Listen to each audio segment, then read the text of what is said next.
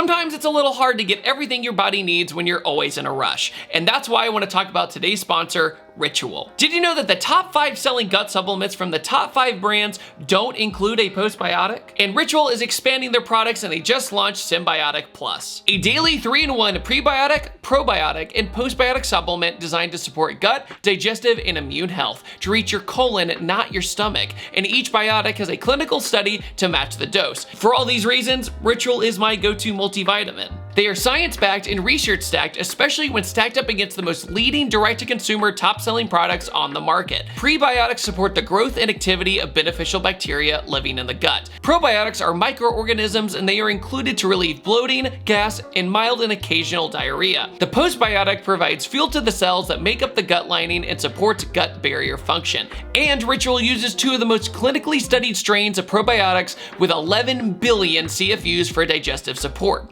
And it's one daily capsule essence with mint for simple, streamlined gut support. And with it being a delayed release capsule to reach your colon and not your stomach, it's an ideal place for probiotics to survive and grow. And just like Ritual's products, Symbiotics Plus boasts a clean formula that's vegan friendly and formulated without GMOs, major allergens, or artificial colors. Symbiotic Plus is made traceable, showing you every labeled ingredient supplier and key studies. Transparency is at the core of everything Ritual does, from the way the nutrients are sourced to the environmental impact of materials used to ship thousands of orders. Symbiotic Plus and Ritual are here to celebrate, not hide your insides. There's no more shame in your gut game, and that's why Ritual is offering you all 20% off your first month using my code BLUE20. That's 20% off your first month by going to ritual.com/blue20 and using the code BLUE20 at checkout. And thank you so much to Ritual for sponsoring this video. Hello, ladies and gentlemen, and welcome to a Vortex Supercharged G37. Now, the G37 Coupe, I've never reviewed, but I have done the G37X, the all-wheel drive model with a single turbocharger. That also had the automatic transmission.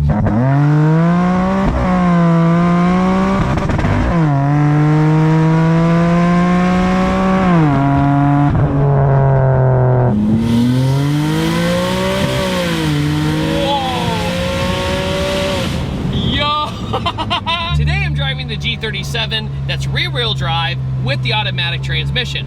This Vortex supercharger is a centrifugal supercharger. In other words, if you're not familiar, it's a belt-driven turbocharger. That's a very nutshell explanation of the car. I'm actually very excited about this because this is a Soho Motorsports build.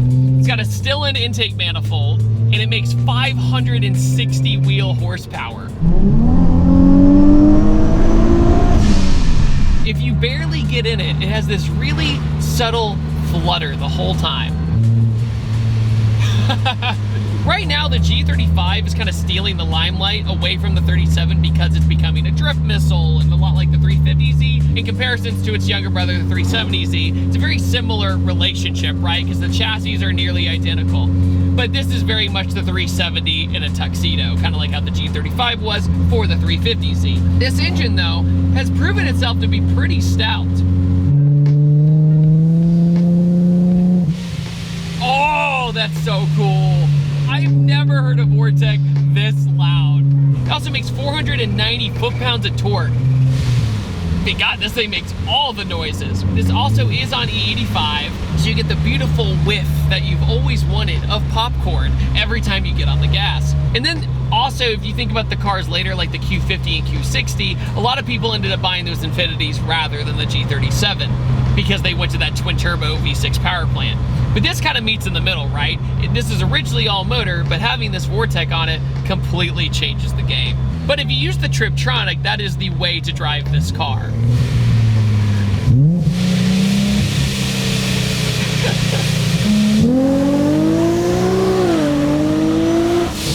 Yo!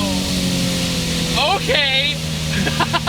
Got this fake dog box sensation going on. This power band is really interesting. Compared to the turbo, where you have that little bit of lag out of that turbocharger, this does not have any boost lag, really. What really impressed me was the top end, going second gear to third gear. Third gear, this thing moves out, dude. Also, I really like his headlights. He has these really beautiful projector LED headlights, with a nice kind of daytime running light strip on it, it just really makes this car a little bit more classy, a little bit more sporty as well. In the back, in the taillights are very similar to the G35. They took inspiration, they kind of had a, if it ain't broke, don't fix it mentality. The interior of the G37 is essentially an upgraded version of the G35. A lot of the dash materials are a little bit better. They have this very soft, squishy material on the dash. The gauges are actually very nice, kind of this blue or purple kind of look to them.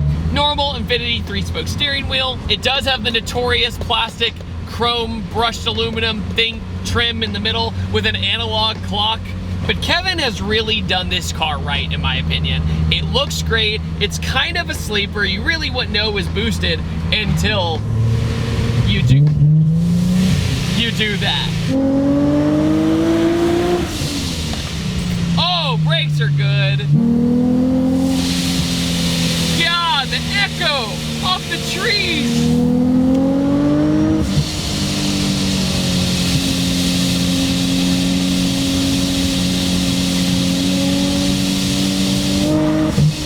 The power is so fast.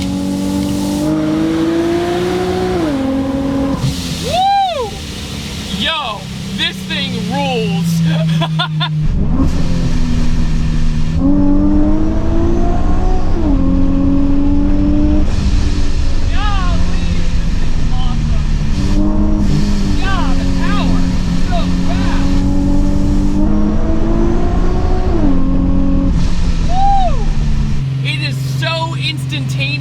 Sometimes with these centrifugals, you'll get a little bit of this kind of like, you wait for the belt to kind of get going, and then it comes on. This with the 85, probably helping with the timing to get this thing going and spooling faster.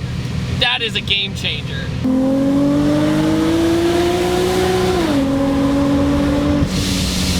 Wow, that is so rad.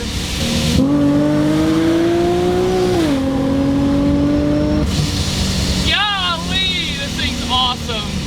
I've driven the 370Z supercharged, but I think I might like this better. The only downside is with second gear, I've noticed it doesn't want to shift into third. Even if I kind of short shift it, it just doesn't kind of like it. But that third gear roll on, this thing is a monster, absolute monster. I just think the 37 just didn't get a lot of credit in comparison to the other cars. I think that's very interesting. Why do you guys think that is? Leave in the comment section below.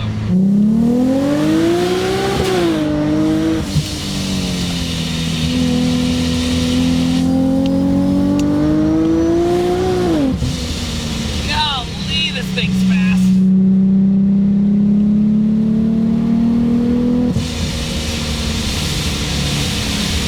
The tune feels fantastic. There's no point where it feels like it's gonna break up or have any issues. Like a lot of the times you drive cars like this, you just don't know how it's gonna do. Maybe it'll be good full throttle, but half throttle, cruising, all that, it's done very, very well.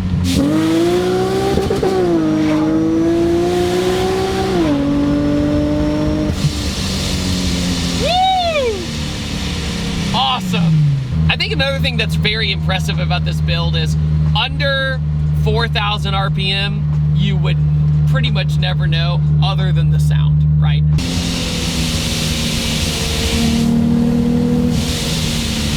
Oh yeah, I'm carrying a lot of speed. Listen to this thing just like make this trickle supercharger sound throughout the woods.